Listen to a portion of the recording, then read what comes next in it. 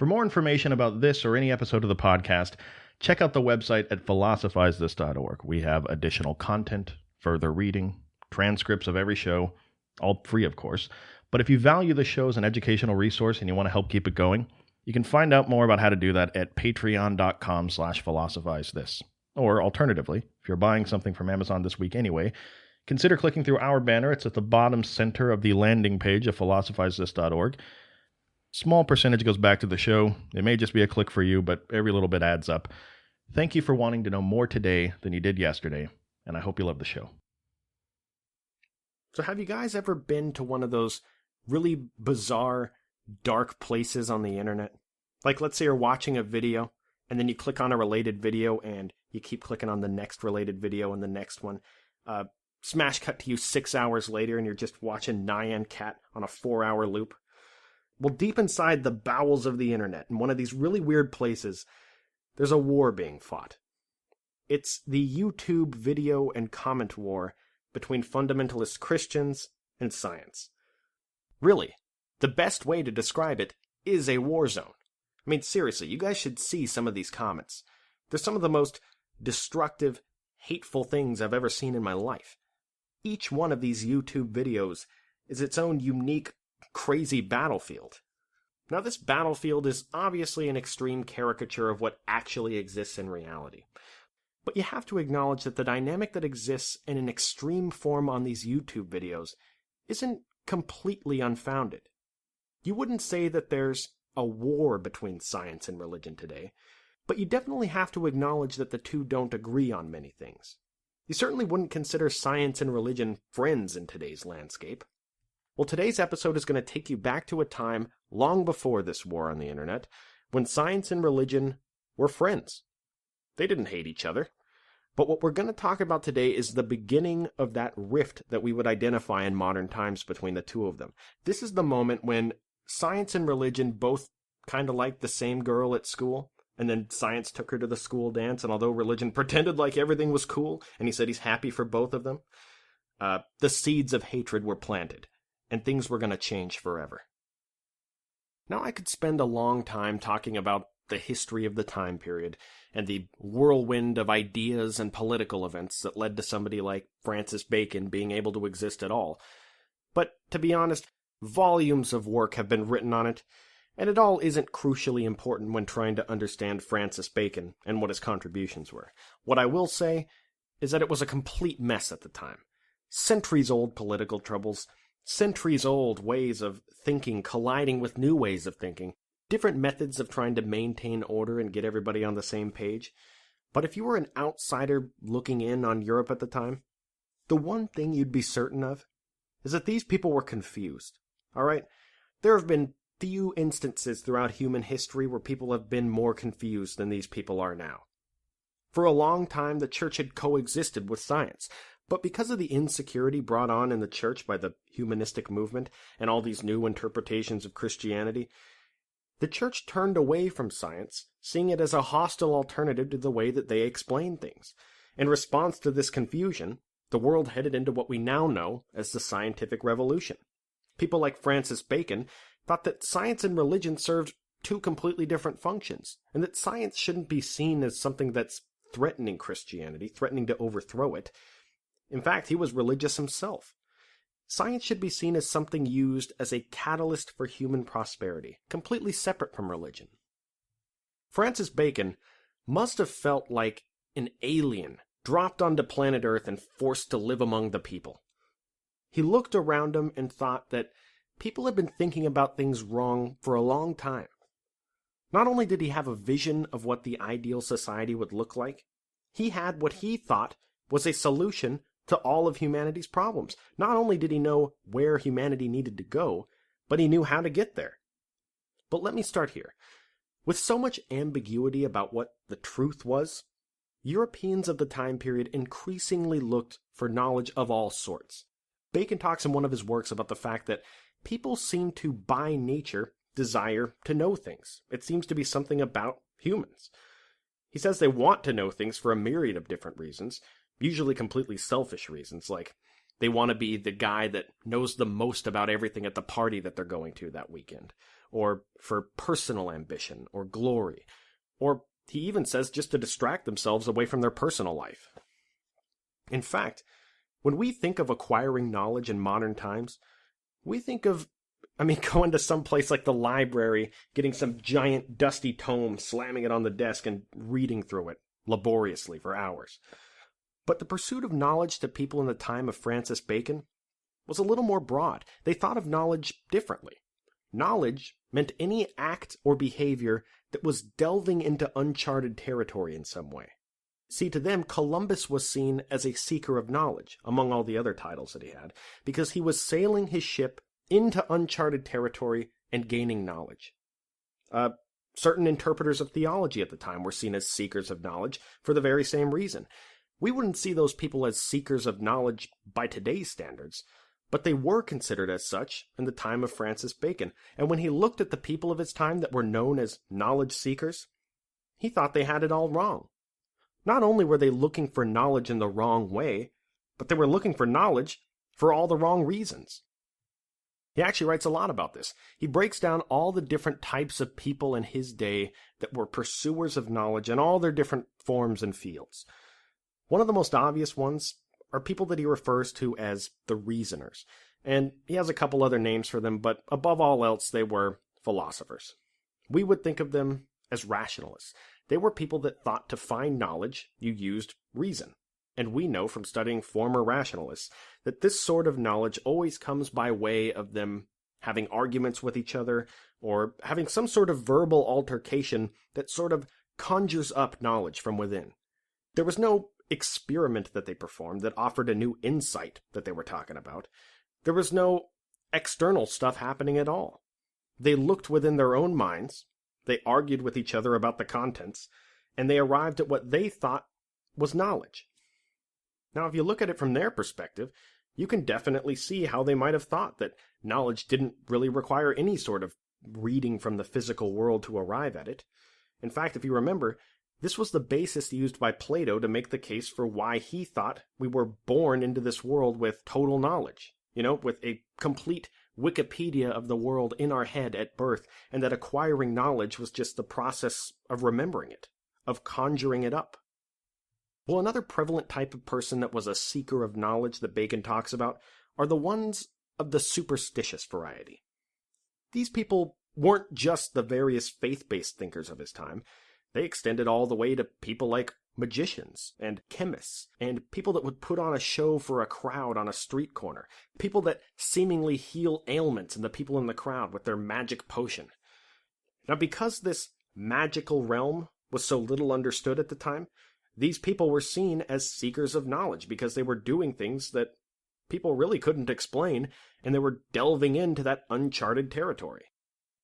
They were seen as men and women, weird as they may be, that were harnessing the power of nature in some way for the betterment of man. And this is actually a very important part of the thinking of the time period for many reasons. But the most important part is, look, as humans, we've learned to do a lot of things. We've learned to till the soil and plant seeds inside of it, and then collect an inordinate amount of food at harvest time.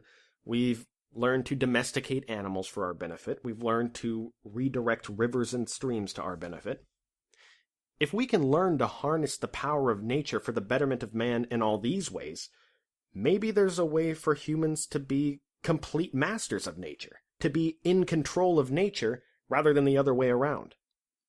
Well, these magicians and reasoners were seen as people that were going on the quest of mastering nature. Francis Bacon thought that 3 inventions have changed the world and the lot of man along with it more than anything else throughout human history: the compass, the printing press, and gunpowder. And all these things were arrived at through a harnessing of nature in some way. This is part of what Bacon saw as the ultimate task of science. He actually gives a great metaphor in one of his works. He says that the superstitious seekers of knowledge are kind of like ants, because they just wander around in a line and they collect things from the physical world to build their world, to build their colony. The reasoners are kind of like spiders, because they just sit around all day and they spin these overly intricate webs made out of nothing but what is inside of them. Now, both these methods to Francis Bacon are flawed. The true pursuit of knowledge should be more like what a bee does. It shouldn't rely solely on the powers of the mind or rely solely on material from the natural world. It should be sort of a middle path between the two of them.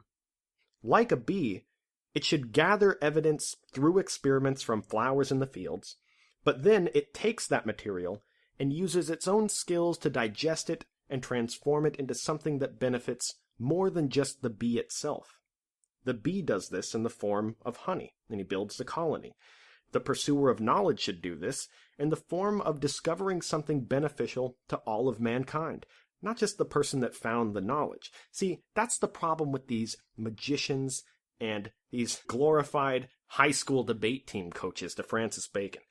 See, at best, when someone has like a bad back and they approach the alchemist or the magician and there's a crowd around and he mixes them a potion made from the elements of nature that he's masterfully blended together and thereby harnessed the power of, when that potion works, the only thing that happens is the magician gets a little bit more well-known among the people, he gets a little bit more liked, and he makes a little bit more money.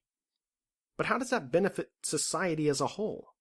Especially considering that when it doesn't work, what these people always said was, well, I guess my powers are weak today. I guess I'm not a steward of nature as I typically am. But that's just today. Tomorrow, it's probably going to work again. But how is that controllable?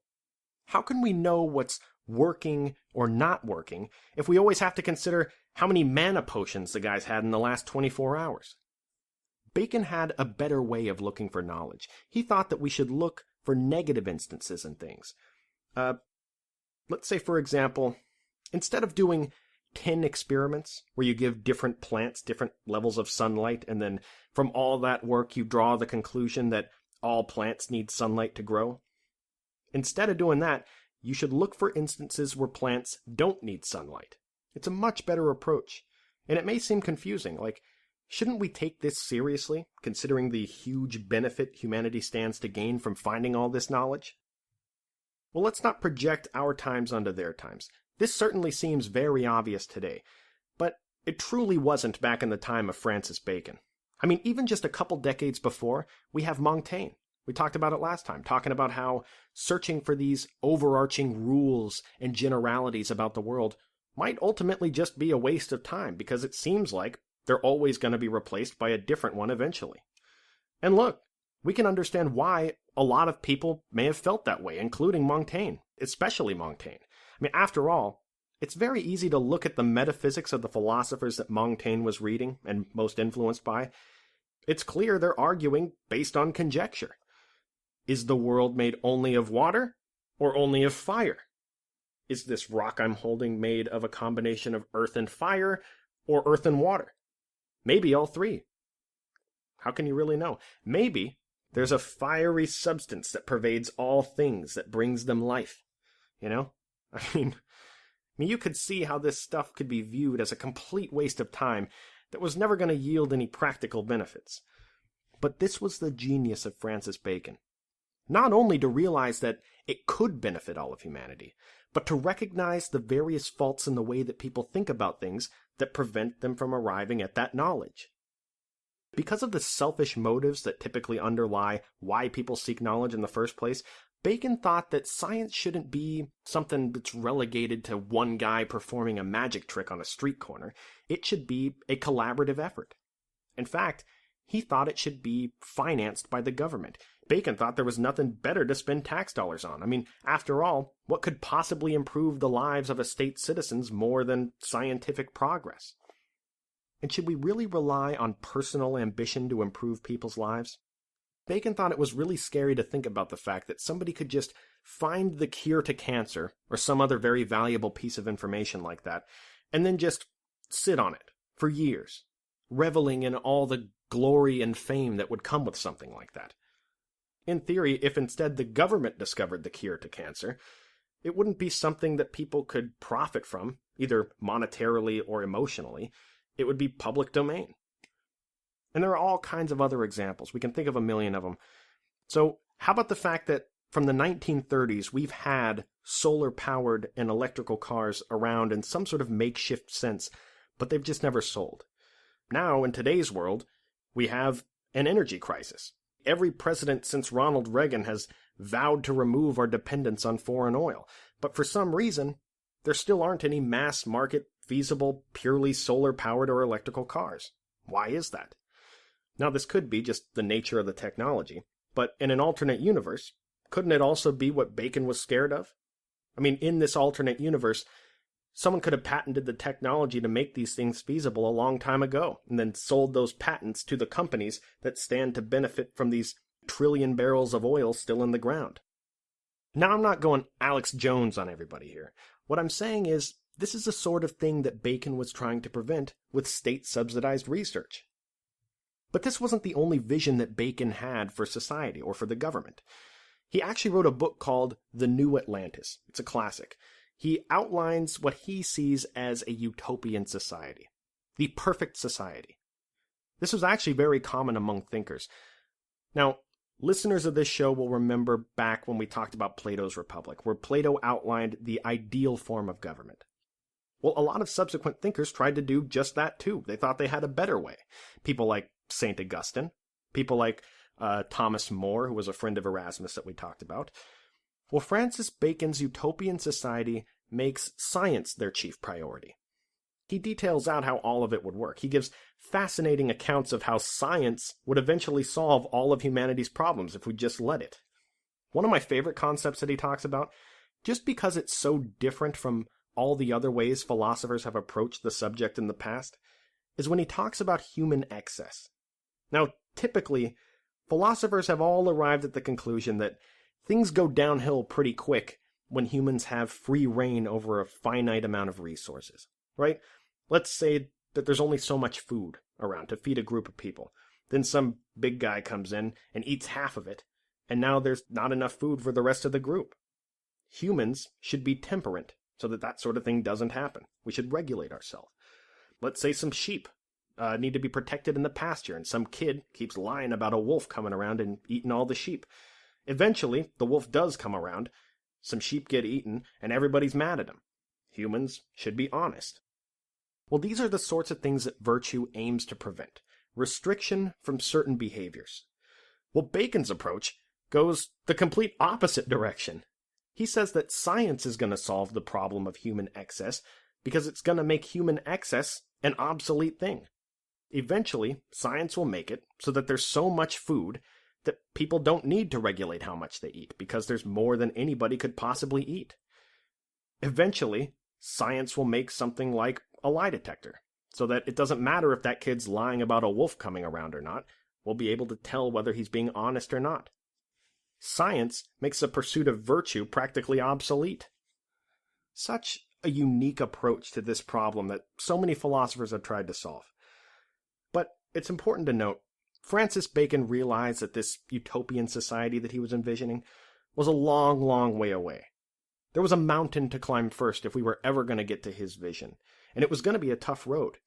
To fight this uphill battle, for humans to think in a way that's unbiased enough to yield these sorts of benefits for humanity, we needed to circumvent tendencies in the very brains we're using to find knowledge. Bacon thought that all humans have 4 types of biases that prevent them from thinking in a scientific way, and we should all strive to eliminate them. He says, quote, "There is yet a much more important and profound kind of fallacies in the mind of man, which I find not observed or inquired at all, and think good to place here, as that which of all others appertaineth most to rectify judgment, the force whereof is such, as it doth not dazzle or snare the understanding in some particulars, but doth more generally and inwardly infect and corrupt the state thereof. For the mind of man is far from the nature of a clear and equal glass, wherein the beams of things should reflect according to their true incidence. Nay, it is rather like an enchanted glass, full of superstition and imposture if it be not delivered and reduced. For this purpose, let us consider the false appearances that are imposed upon us by the general nature of the mind." End quote. Let's try to think about the 4 idols of the mind that Francis Bacon lays out in terms of how we might use them today to make our lives better.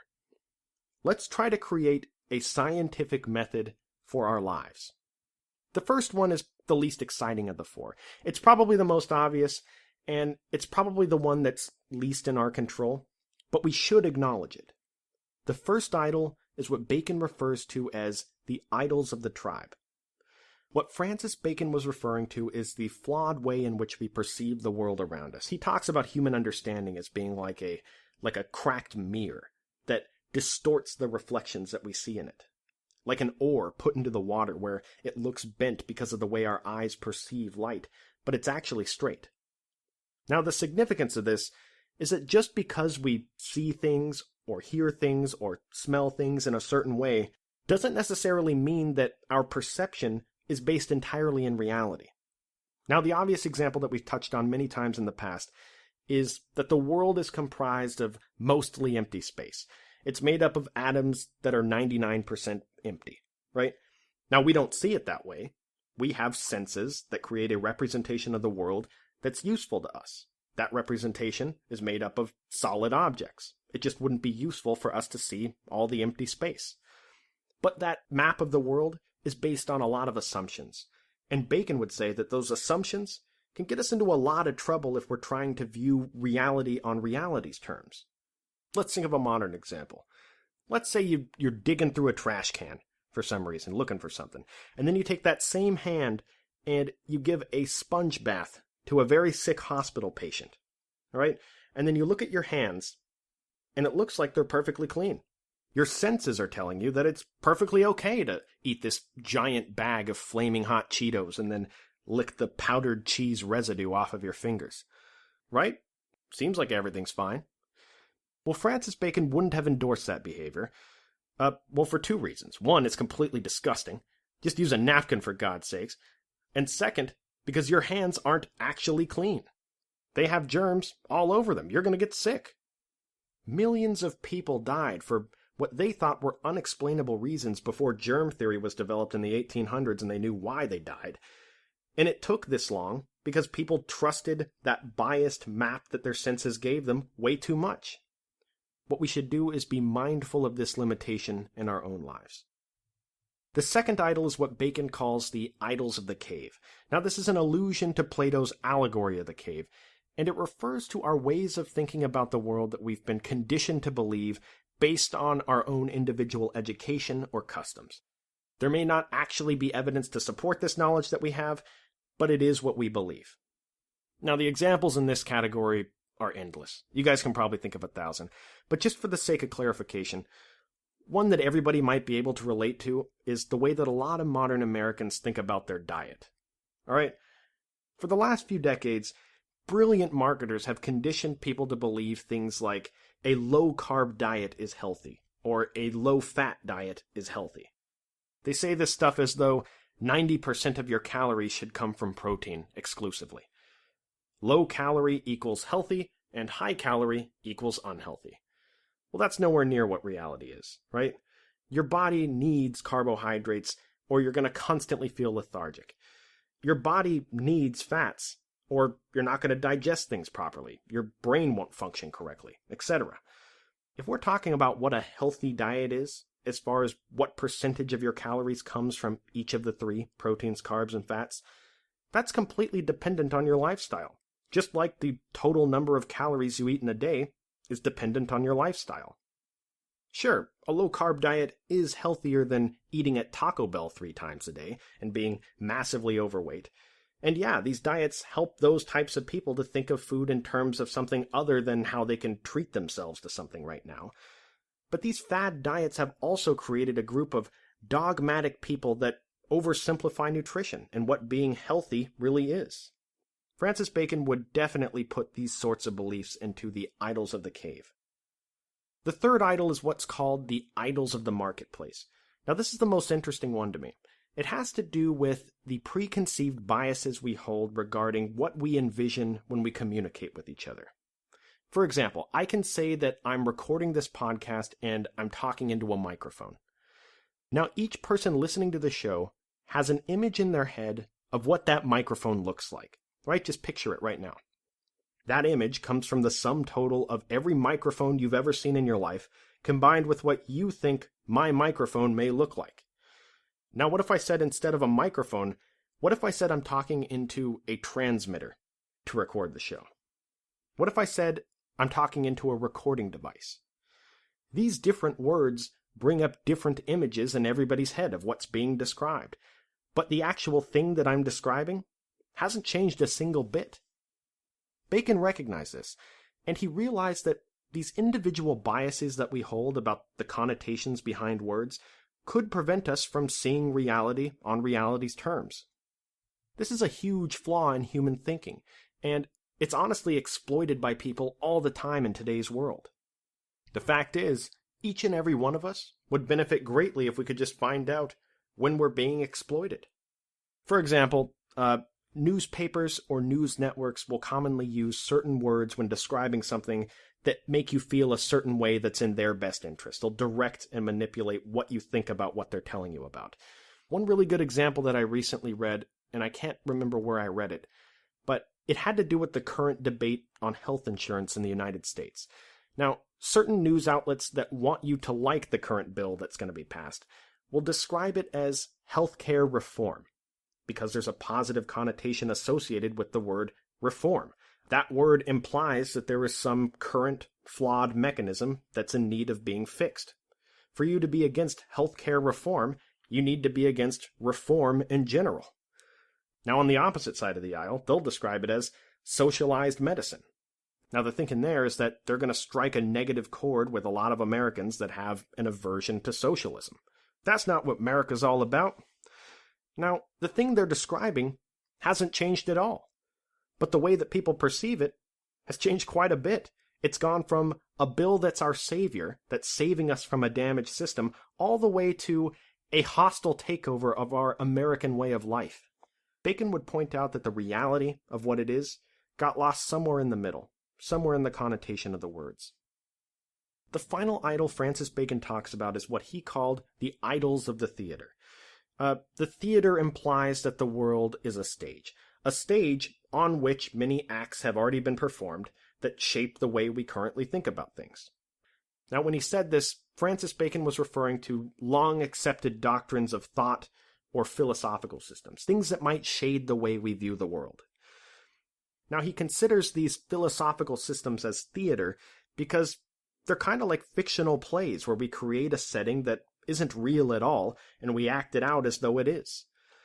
We can see this kind of thing in droves in modern times, all around us. But let's think about how much is at stake here. Being born into the world, being conditioned into a philosophical approach to life, and then not questioning it.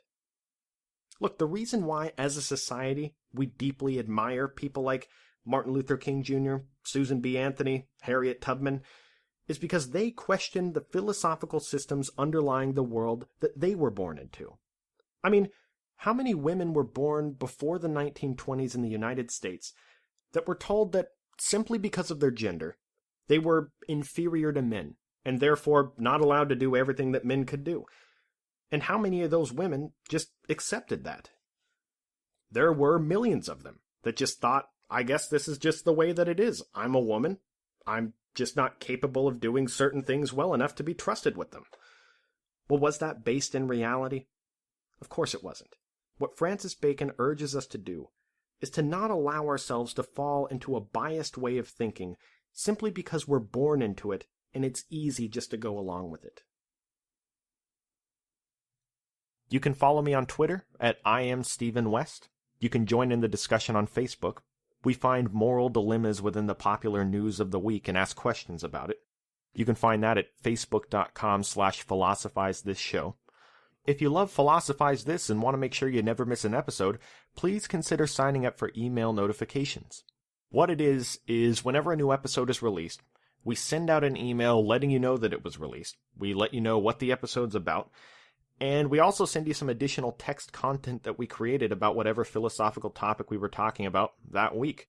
There's no spam, and I'm not sending you a bunch of emails all the time. It's just whenever a new episode is released. So if that's something you're interested in, you can sign up at philosophizethis.org. And as always, thank you for wanting to know more today than you did yesterday.